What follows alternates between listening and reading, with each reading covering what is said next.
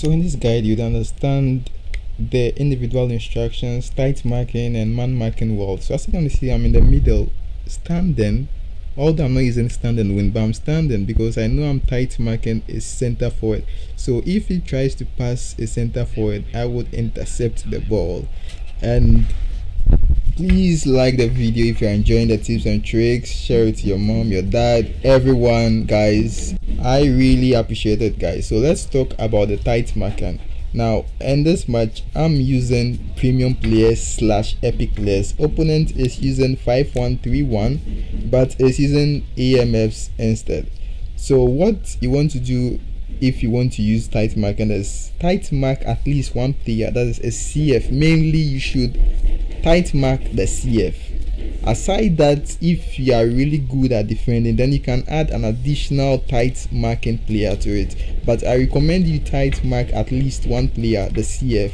If your opponent changes that player, that means you'd have to tight mark a different or the new player that he brings in. So basically at least one player should be tight marked.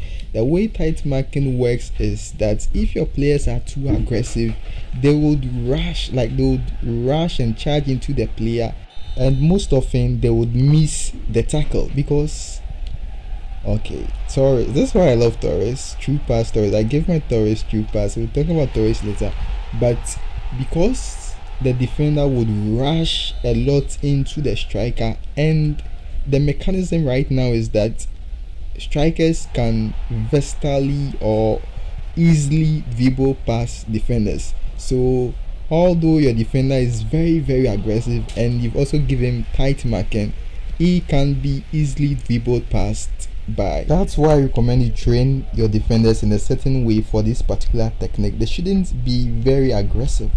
If they are very aggressive, they'll charge into the player and it makes the ball control very difficult. Like ball control is so hard. See, this pass was so difficult to control before passing, and you can't give your defenders everything. You can't train every value, so you'd have to compromise here and there. So for this defending technique, give them, like, you'd have to tweak your defensive values a bit to see what works for you. See this defender, he rushes in. The fun thing about aggression is that they would rush in but they won't do anything, giving your opponent the chance to enter into your defense. That's why they don't need too much aggression. If they have too much aggression, that could have been a costly mistake in our defense at that point. So you'd have to play with the aggression. They shouldn't be too aggressive, else they would rush in a lot, and the annoying thing is they enter but they don't do anything. So you'd have to pay very much attention to how we are training the defenders for this particular technique.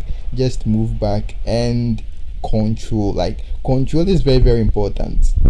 What I do here is I switch the cursor forward to my striker. Whenever the cursor automatically switches to my defender in the bad position, you'll notice the cursor switching to your defender a lot. So you'd have to actually pay attention to how the cursor switches. Once you see how the cursor is switching, you can even react before the ball gets to your player, because sometimes I know, like here, I know my player would automatically win the ball, so I'm already controlling the direction stick before I even get the ball. The same thing applies to this point, but I have to clear because if I fool over there, I know what can happen. And let's give true pass back to Rummenigge. I couldn't take the pass. For what settings I'm using, some of you have asked me. I'm using manual settings and Torres. I just love Torres. Easy goal. So that's basically how tight marking works. At least mark or tight mark. Don't use man marking. Man marking doesn't apply to all your players. It just apply to one player, and sometimes that one player has been positioned to a different place, but you want a different player to man mark. So see this, I placed tight marking on De Bruyne earlier at the game settings, so I can comfortably relax knowing that De Bruyne has been tight marked. Also Mbappe has also been marked. So the only thing my opponent can do here is to take a long range shot. That's the only thing. So I'm just standing. I know the players have tight marked. Only thing he can do is probably take a long range shot, but he couldn't even do that. So yes, that's the good thing about tight marking, but you'd have to be very emphasis on very careful if you are tight marking two players. If you struggle tight marking two players, there are two things you can do. One, just tight mark only one player, that is ideally the center forward. The second thing you can do is tweak the defensive aggression values a bit.